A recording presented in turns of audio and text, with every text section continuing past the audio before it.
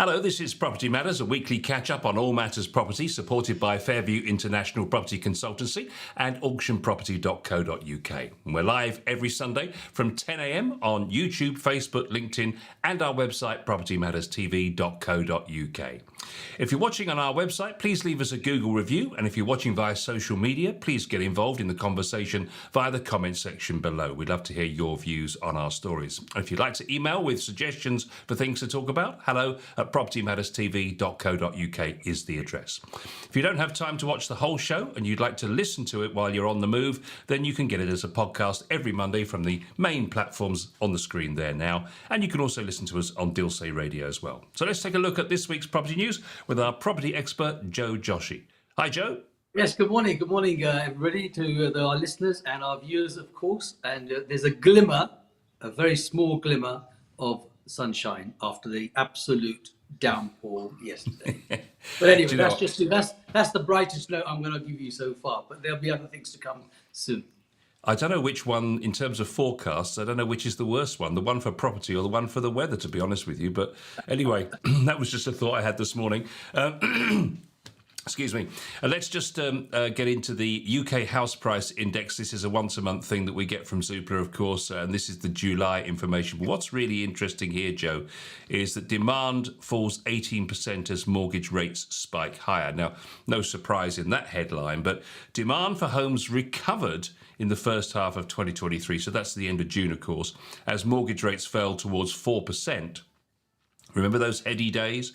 Supporting an increase in new sales, but mortgage rates rising quickly over the last 6 weeks towards 6% has reduced buying power and hit demand, which has now fallen 18% over the last 2 months. So it was just about sort of level and almost slightly increasing. And then all of a sudden, just like it's fallen off a cliff. However, not as stark as the drop that we saw at the end of 2022 after that disastrous mini budget or when the first lockdown was introduced. So we've had worse times than this. Demand has weakened off of a lower base and is currently running at 6% below 2019 levels. Year-on-year demand is down 40%, but sales agreed are only 17% lower. Yet we see more committed buyers and sellers in the market. So now, as a result of all that, as you can see on the screen, and I'll read the figures for those listening, annual UK house price inflation now still going up at 0.6% a year, so you're still making something on your money, sort of.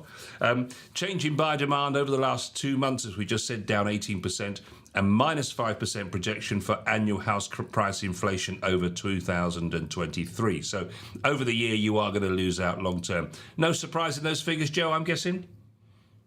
None whatsoever, Paul, none at all. It's kind of, actually, it's not as probably damning as one would like to think of it in the reality of the market. On the cold face, obviously, you have to bear in mind lots of other things. Whilst Zoopla takes statistics into consideration, we can actually give you the real touchy-feeling version of it. And of course, July, August, is the beginning and right in the peak of what we know as the kids' holidays, summer holidays. And so priorities tend to change. And of course, those numbers do tend to dip, whatever happened. And that's been historical as long as I can think back, that it's been about the same. It's just that obviously bad news sells better than good news. And the media loves all the heady headlines of house prices dropping and the world is going to come to an end any minute now and all that kind of stuff. But the reality is that, as you say, that it is still in the plus in terms of what's happened so far in values and in the marketplace. There is more availability of stock because obviously that supply and demand factor kicks in. And of course, right now, the interest rates are the ones that are biting in every possible way for every and any potential buyer, whether it's a first-time buyer or a investor buyer. And for investor buyers, it's definitely off the Richter scale because it's just not working out. It's not giving them a return on their investment. Though I was watching the news during the week, and there was an elderly chap who was on the announcements of the interest rate was actually, it was like watching the football match of the World Cup, and he was cheering all the way because it went to 5.25%. Which meant that he was actually beginning to earn some interest on his savings and so he was really really happy and exuberant and jolly and so forth. And so it's about the cloud and the silver lining. There's something for someone everywhere. Before the buyer, the mortgage owners, they had the chance, and now the savers have got a bit of a chance.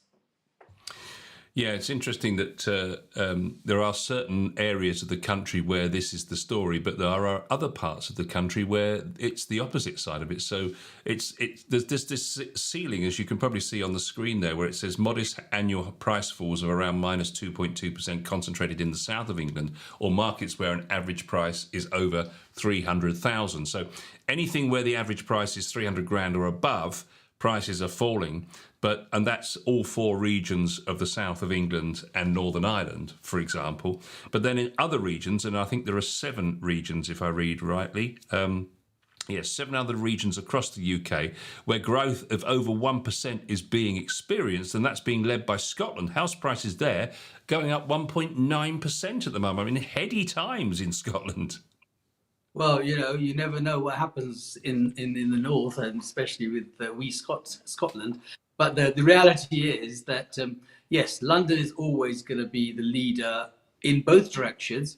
When it's coming down, it's going to be the fastest and the quickest, and when it's going to go up, it's going to go the same way. So these graphs that you love showing on our program are graphs that were completely reversed in 22, 21, 22, and so forth. And then I can tell you that in the next 2 years, 24 to 25, you'll see them reverse again, because that's the way the market tends to go.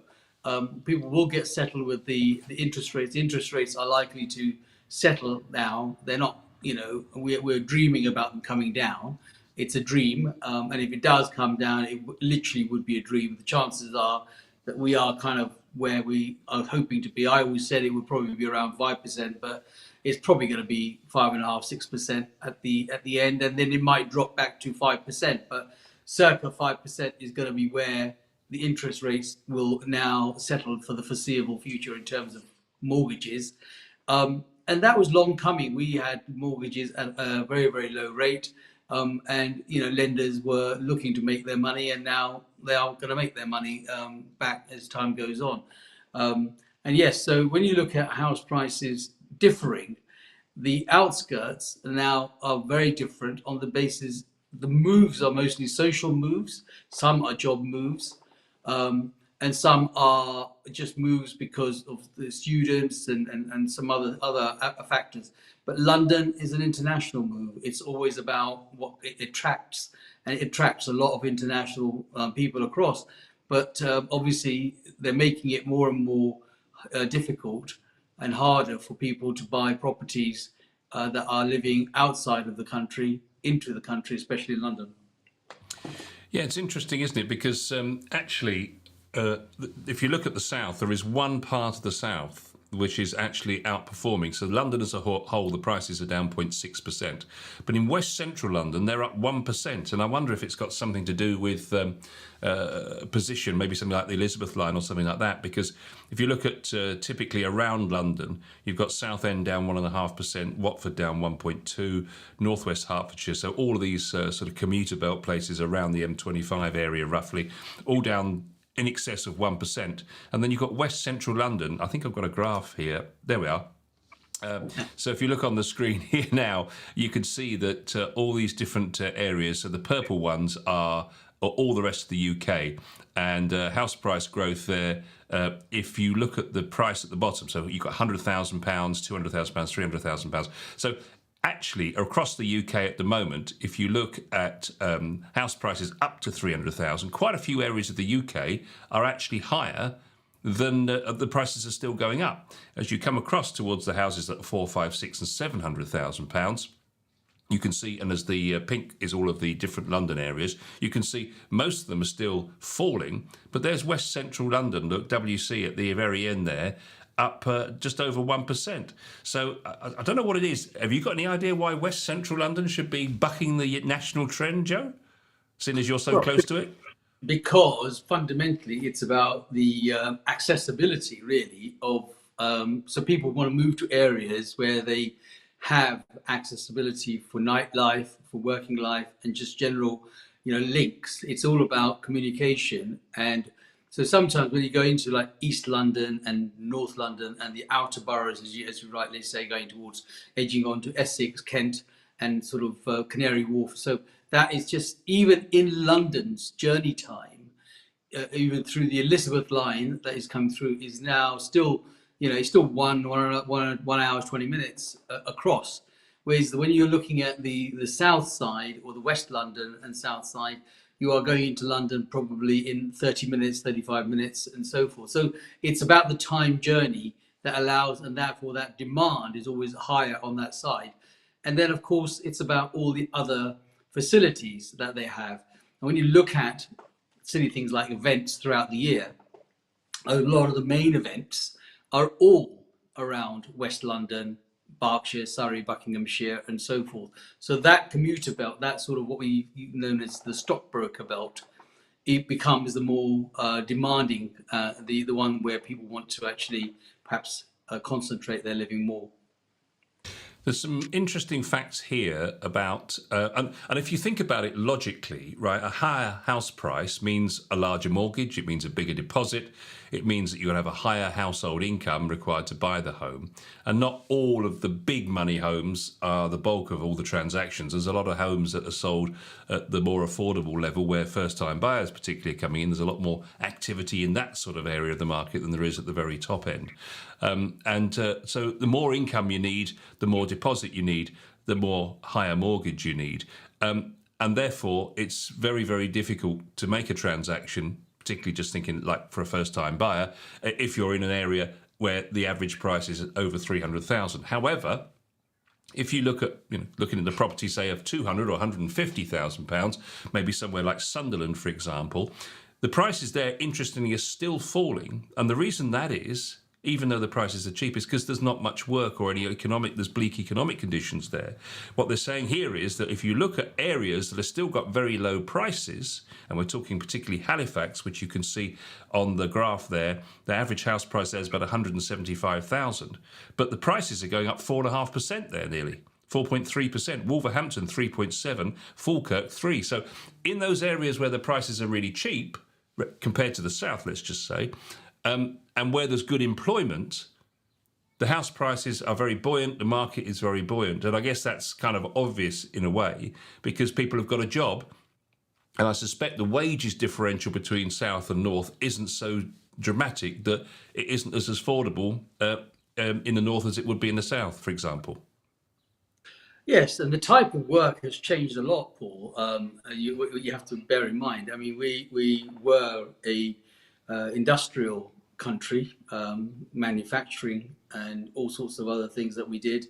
We are now strongly a service-based country where, and everyone is now not going to the high streets for argument's sake and buying online. So these depots, these hubs where, people can maneuver things from, become easier in such areas like the hubs of Manchester, Liverpool, Halifax, all of those areas where they offer, good employment. I think I brought this up before, but I remember talking to a guy and he said, well, I'm a delivery driver, and my salary is not much different if I deliver here or I deliver in, Manchester. However, what I'm going to get for my money in terms of a house is a lot more, and I'm going to get myself a nice 3-bedroom detached house, or etc. for the same money as I'm probably going to get a flat here. So I've up routes, gone to Manchester, and decided that I can still do deliveries there as I do deliveries here. But the salary structure makes my living much better. Now he was quite a real guy, and I thought, he's really thought about this, and it's a good way to do it. But there are other things that keep people in that area, which are family hubs, close to family. Parents might be in the area, so you just think, well, I don't want to be shifting over there. All sorts of other scenarios come into it, which keep people in an area that they are used to, and of course that means that they have to pay the price. Just having a quick look here at some comments coming in. I think this is from Guy. Morning, gents. For West Central London, the added access helps. And I also think that West London hasn't gone up as much as other parts of London over the past few years. So perhaps it's just a little adjustment as well. Would you agree, Joe?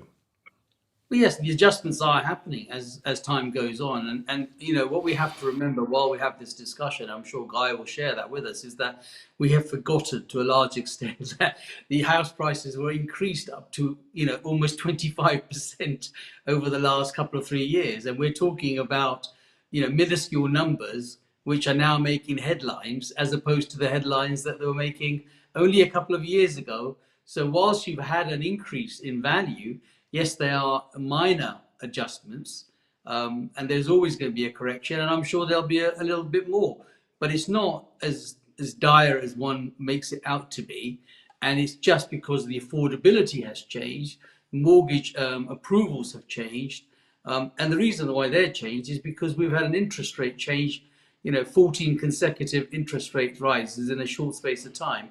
The lenders don't know whether they're coming or going, so they make the changes as they go along. So all of those factors taken into consideration, nevertheless, London and its commuter belt surrounding areas are still doing fairly well. You mentioned earlier on about the graphs being the other way up, and this is an interesting one here, this little stat here that they've given us. So basically, they check on the amount of properties offering a discount of 5% or more. They track that figure over time, and that measure currently is at 6.5% of homes. So 6.5% of all the properties on the market have got a discount or have applied a discount of 5% or more, and that's back to Q4 of 2022. But interestingly, that's 60% above the 5-year average. And of course, that gives you a real understanding of just how buoyant the market's been, because there were no discounts available because it was a seller's market.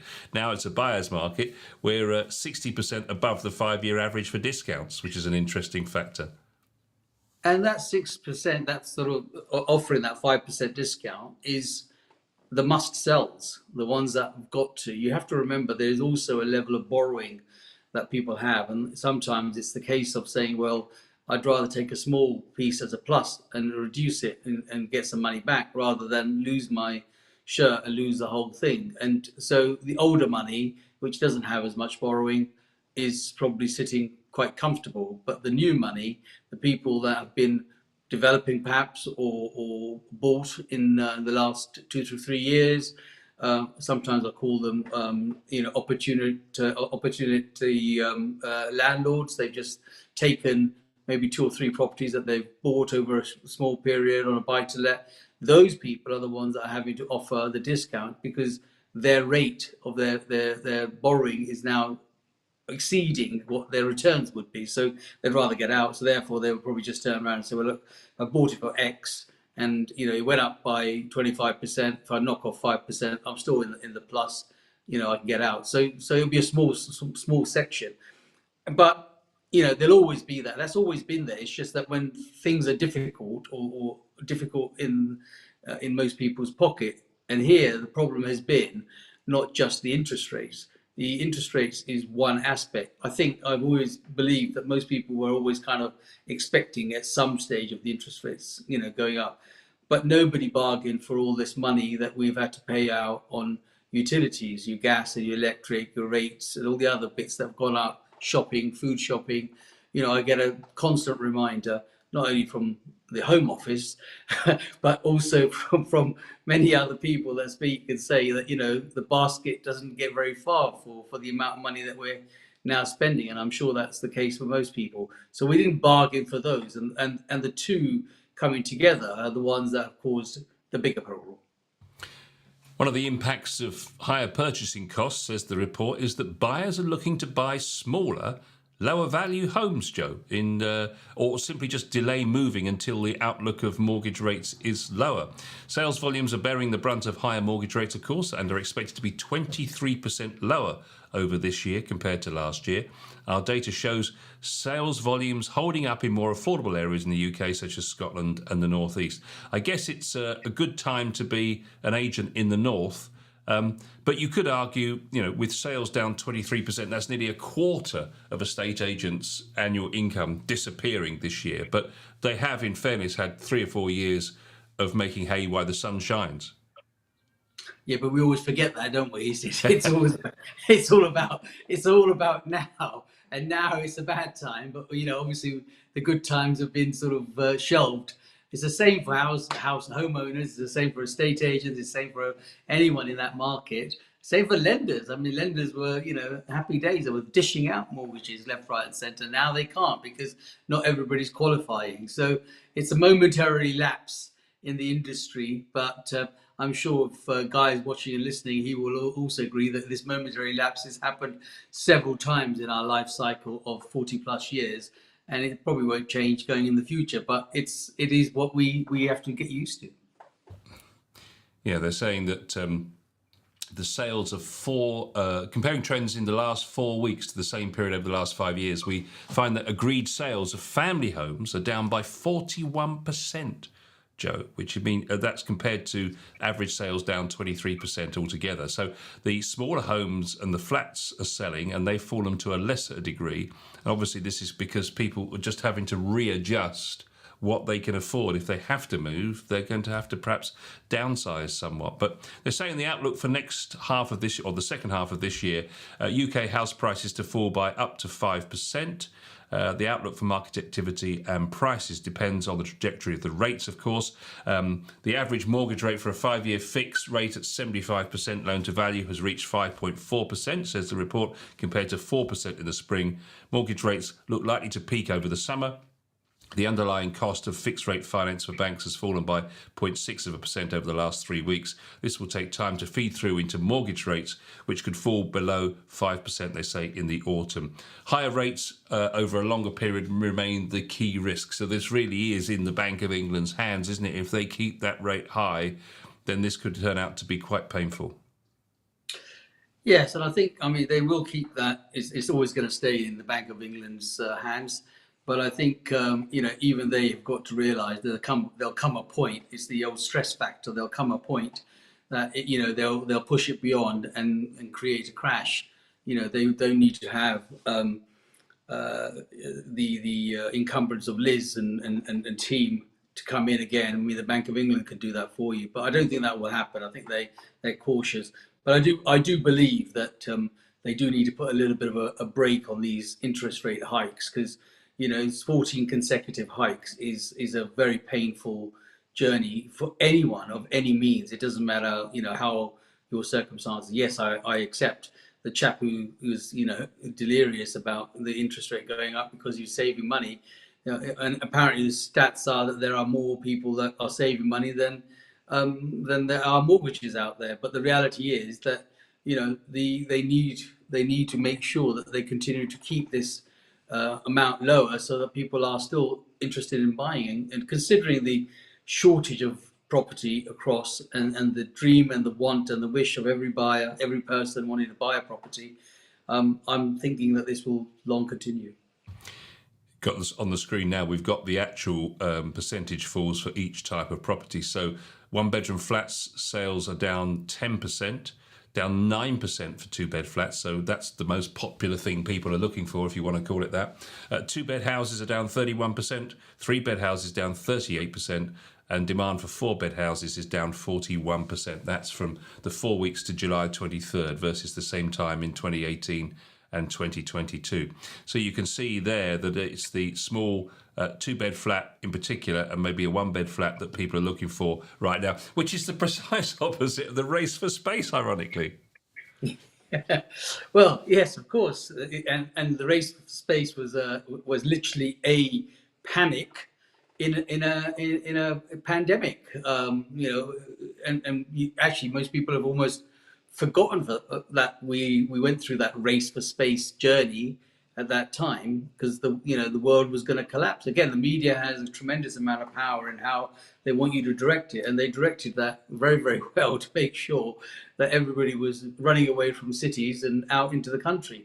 But now reality kicks in. Being in the country is not as advantageous as it was perhaps being in the city, especially for the younger generation. It may be a little bit more comfortable for the older generation, but for the younger generation, they want to be where the bright lights are. They want to be where it's happening. And so in hordes, they are coming back into places like London, Manchester, Liverpool, Leeds, all the big cities, especially with universities and so forth. That's why the cities are always going to be popular. But yes, all with caution. Zoopla say that, or estimate that if rates, even if rates fall back to 4 to 5% later this year into 2024 H1, we expect house prices, they say, to remain very low for the next 1 to 2 years. House prices are likely to lag behind the growth in price inflation and earnings as house prices adjust to a high level of mortgage rates. Southern England and the Midlands are where house prices and incomes need to realign though most very low nominal growth of modest price falls. So what they're saying is that there needs to be this period of adjustment, and with good reason, because obviously the price over the last couple of years has been outstripping wages by quite some margin, hasn't it? Yeah, I'm not sure that that will ever find its real new balance, but it's got to find the real new balance. The real new balance has got to be considering, obviously, as we know, there's been, a barrage of strikes in all sectors over the last 6 months or so, primarily looking to have increased wages, primarily because the cost of living has become so expensive. And so therefore, they need to, but it will take a couple of years, 18 months, 2 years, if not maybe a bit more, for it to kind of level out to see what the next phase in our life is going to be. But it's not going to change dramatically. The demand for housing will always remain good. The demand for people wanting to have their own home ultimately will always remain good. It's never changed. It's just about the timing more than anything else. And whether they are going to buy them in cities or whether they're going to buy them outside will all depend on what kind of work they do or family lives actually, dictate that journey. But the reality is that when we look at our country in the context of the globe, we're a tiny little island by comparison, and with a great demand of people wanting to come in. When you read the news and see that they bring in silly things like barges to start to accommodate people, which just look hideous, I just wouldn't want to see that on the coast of any country. It just tells you that there is just no stopping people wanting to come here, and if they're coming here, they want to buy. A comment here from Guy. He says that he doesn't normally hold an August auction, but this year, with strong demand from motivated sellers, we've added two auctions in. With our sales being online, we expect to have some bidding from the beach this year. So, I guess that's a thing you're seeing with your auction business as well, isn't it, Joe? Because obviously, people are looking to in some cases to get a distressed sale, and an auction is a great way because you can get that done in 28 days. Yeah, I mean, the method of auction, sale by auction, is really underestimated by the average person. Most people believe that, if you're selling a property through auction, it's something that has got a problem. It's not. It's really a tremendous method that is available to all, and it doesn't matter whether you think it's a distress sale or not. It's not all about the distress sale. It's about the method. And yes, people are using that because the traditional method, as we just talked about, is from an estate agency point of view, the process is so prolonged, not only just because of the mortgages and the stress test, the financial test that people have, but it becomes an opportunity for buyers, and especially those properties that are lying empty, which are costing people. They then work out the cost and decide that it's probably better to just try and get it sold in auction. So the customers feel that auction is a good buy. They get a lower price. They probably do, because people are being sensible about their guide prices and what they're going to be actually reserving. So yes, I'm certainly finding a lot more people, just like Guy is, who are coming on board and want to sell within a given time as opposed to try the long way. Moving on to our second story, I'm going to be quite brief on this one because I really want to get to our third, and we've talked quite a lot about where we are in the market. But people facing eviction or repossession in England and Wales will be able to receive expert legal advice free of charge, which I thought was an important announcement this week. Sounds a little bit like electioneering to me, but call me an old cynic. With a view to helping them to keep their homes and avoid lengthy, costly court proceedings under a new government-backed scheme. The advice will be available from the moment a written notice is received by a tenant or a homeowner, interestingly, which could be in the form of an email from a landlord or a letter from a mortgage provider. They will be able to have legal representation in court regardless of their financial circumstances. Now, this is interesting. Legal support for housing, debt and welfare benefit matters will help with the wider issues individuals at risk of losing their home may face. It's part of an extra £10 million a year being pumped into housing legal aid by the government. It's a wraparound care service expected to help tens of thousands of families a year to keep their homes, improve their finances and gain access to support to improve their health and life prospects. That sounds like the government press release. A dedicated webpage launched this week for anyone looking to access the free advice. This is Justice Minister Lord Bellamy saying having access to the right legal aid at the earliest point possible is crucial for those who face losing their home to ensure they have the support they need. So, in other words, this is alongside the Renters Reform Bill. So they're saying that the Housing Loss Prevention Advice Service supports wider government work to reduce homelessness and improve the private rented sector for responsible renters and good faith landlords, which is a new three-word anachronism they're coming up with, through the Renters Reform Bill. Changes on the bill, which is going through Parliament, will abolish the use of no-fault evictions, empowering renters to challenge poor landlords without fear of losing their home. So basically they're saying that they're going to do everything they can to make sure that people stay in their homes, whether that's the landlord trying to get them out or the mortgage lender.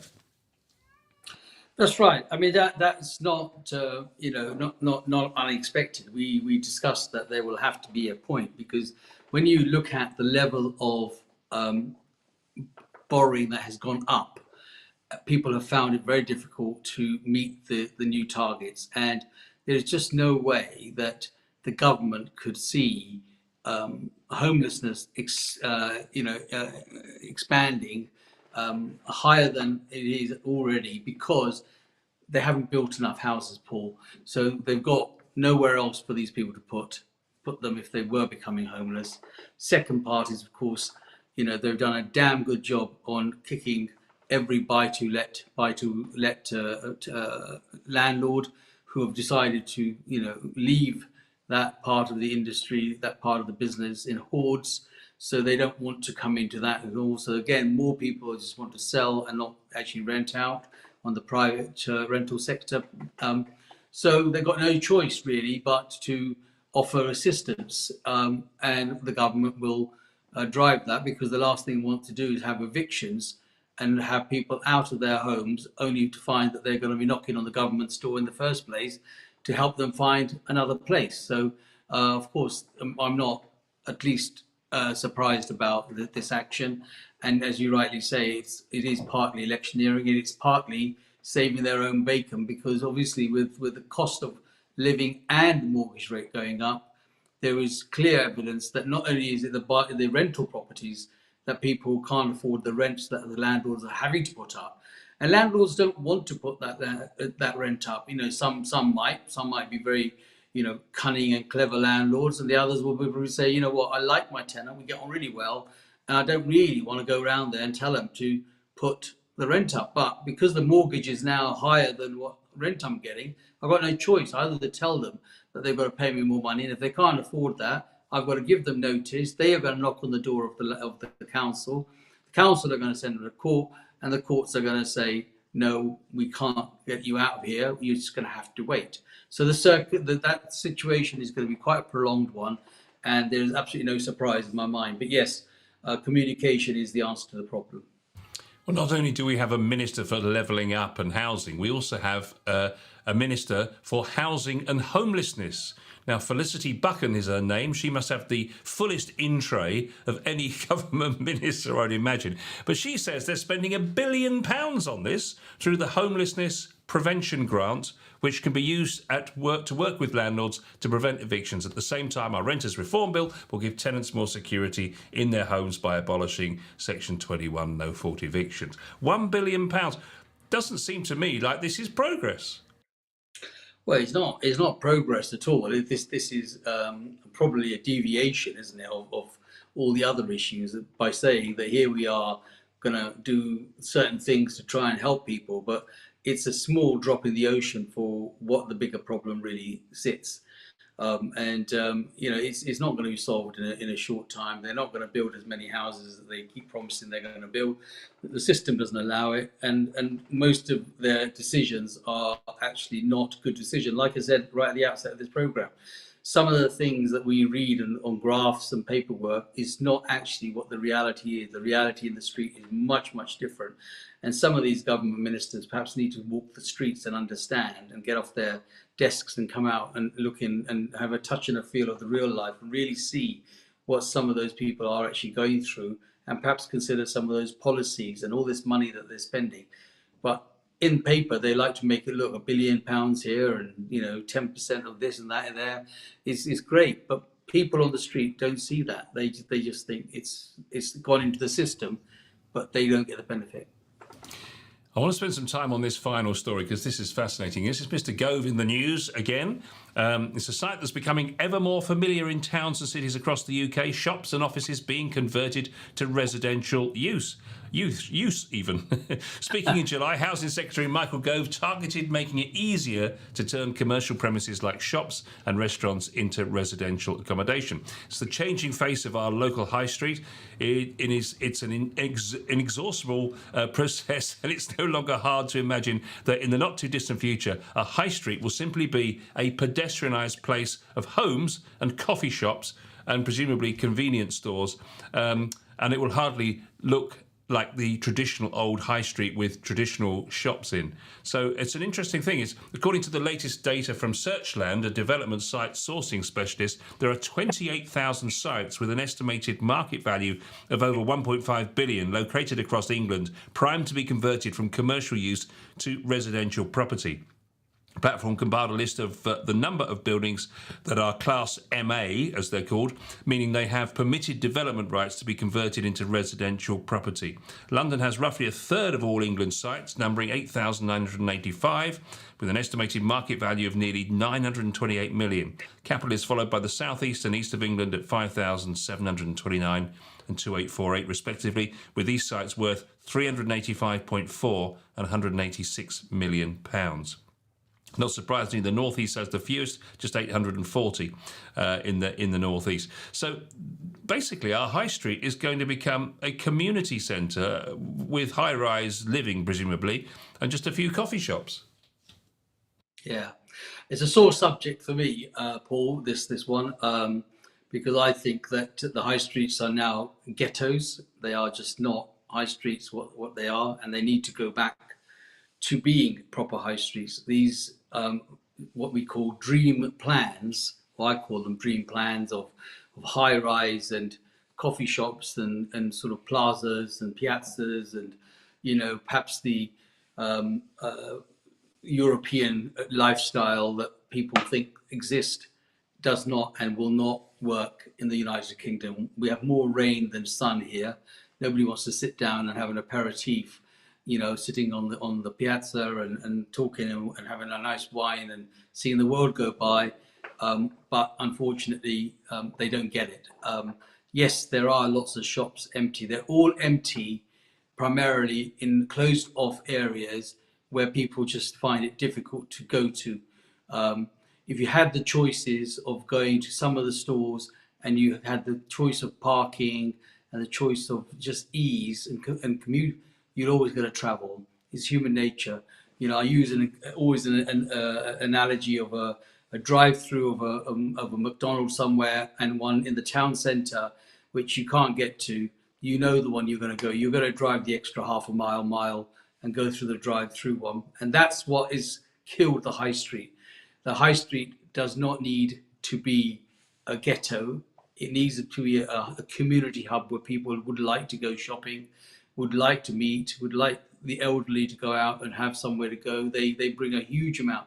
They're in good money. Majority of them, they can bring good money into the shops, and they want to go to the shops. But those shops are now what's living on the high street is absolutely, you're right, restaurants and perhaps nail bars and pound shops and all the other things that, the big stores are outside of town or are serving through distribution hubs throughout the country. Even this week alone, as small as it might sound, but someone like Wilco, who has been producing and being part of the high streets all over the country, like it used to be, the Woolworths and the Nexts and all the others, they're all disappearing to just hubs. And not everybody wants to go out to the hubs. So that leaves lots of empty shops. Now what they're saying is that those empty shops can be converted into residential. That's good news, obviously, for those that own it, because that gives them, under permitted development rights, the chance to convert an empty shop. But that also kills what is left of the high street. And then that conversion has got to be sympathetic. Some of these conversions that have been done, you wouldn't, if I'm sure you love your pets, but if you had a pet, you would not want them to be living in some of the squalors that they create. And that is what happens in these hubs. They just end up with ghettos. And I really don't agree with Michael Gove or anyone else's policy to turn what are current high streets into even worse ghettos. Yeah, Guy just shared the same point, actually, just saying that the quality of the conversions is the real concern with permitted development rights. But if you look at the numbers here, Joe, it is quite staggering. So the amount of floor space just in London, this is the square footage that could be converted into housing. 1.4 million square feet of property. So in London, a typical commercial site has an average 157 square feet of space, which compares to the English average of 170. If you go up to the north, although they don't have as many sites, the average site in Yorkshire and Humber, they've got plenty of space, 186.3 square feet on average per property. So that's 1.41 million square feet of property in London. No wonder Gove is keen to do this, because he's getting, if you like, prime building land, but through the back door, isn't he? And he doesn't even have to build the buildings, they've just got to be converted. The thing is that, in my opinion, in London, it can work primarily because they have streets. There's not many places that they can turn into a ghetto unless they've created a new development somewhere, like Canary Wharf, for example, which is right out of the way, and that sort of area is a new way. But all of central London, or the London that we know to be London, so West London, Mayfair, all of that, Park Lane, that kind of stuff, there's no way that they can make that into a ghetto as such. And so those shops that might be lying empty, which there are very few of, by the way, but there might be some in the side streets, but as a rule, on the main road, very rarely do you find that there is something empty. And those commercial landlords, owners, are definitely not going to be looking to convert them into residential, because there is a different value in the commercial aspect of that. The commercial aspect holds a completely different value and a return on their investment than turning it into lots of... Michael Gove is living in dream cuckoo land. To think that all these landlords who he thinks they've got free property they're going to give to him through the back door, he's not going to get it. He's going to have to pay for it somewhere or another in order to get that. If I had a property in Park Lane, for argument's sake, I know it's the top of the road, or something like Oxford Street, why would you want to convert that on the ground floor into a residential area? You just don't want to do that, because this is the road. On the other hand, I have to say, watching the news during the week, to find that now the most expensive road, or the most desirable high street in the UK, being Oxford Street, is now the most desirable place for homeless people to sleep, because it has got the best light and it's the safest. And it was just crazy to see the number of people that camp outside places like Selfridges and all the others that allows them to happen. So that doesn't help the situation, and that is what will only increase if we turn these places into closed off areas.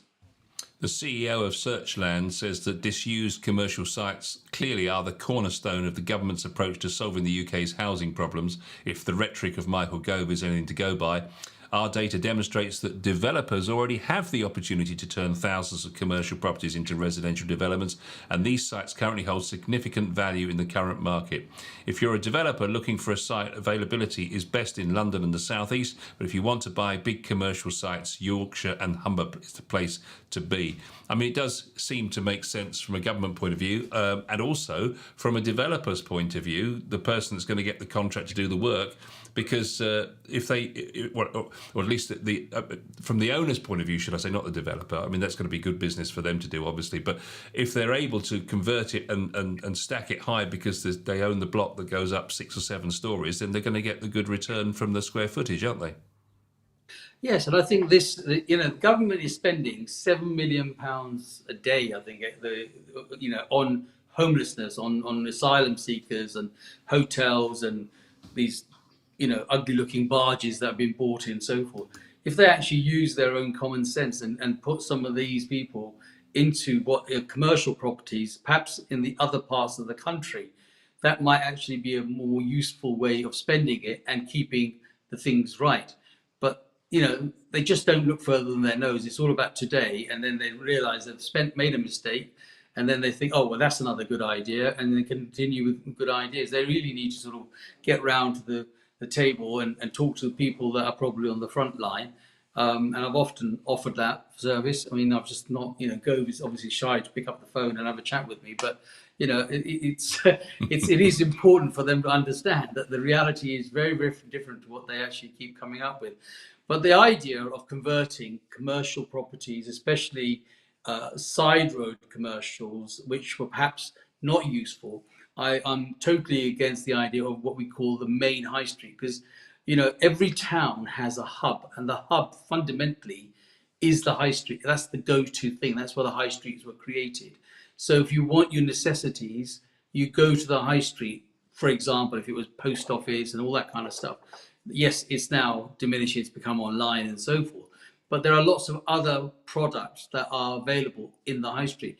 The shops that are on the sides, perhaps off of the high streets, that are now surplus to requirement, can just be converted into residential, and I think they will be accepted much, much better. Well, lots to talk about this week, Joe. I hope that hasn't delayed you as you've been listening or watching to our show this week. Thank you for staying with us, and I hope you've enjoyed the conversation this week, and thanks for your contributions. Of course, we'll be back next time with another Property Matters very soon.